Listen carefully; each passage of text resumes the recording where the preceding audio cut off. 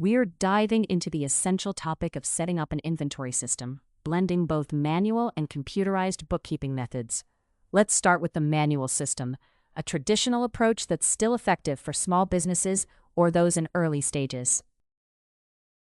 Begin by organizing your inventory in categories using spreadsheets or a handwritten ledger. Create columns for item names, descriptions, quantities, and prices. Each time you receive or sell a product, update your records promptly. This method may require more time and diligence, but it allows for a tangible grip on your inventory. Next, let's explore setting up a computerized bookkeeping system. This option is more efficient, especially for businesses with large inventories. Start by choosing the right software. Begin by inputting all your inventory data into the system. This includes product details, stock levels, and pricing.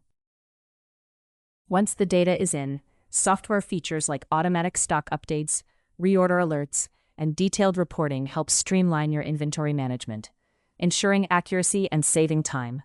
Another important step is to establish a routine.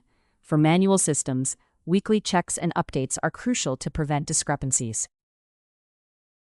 With computerized systems, use software notifications to track stock changes or generate regular reports, keeping a close watch on stock levels and movements.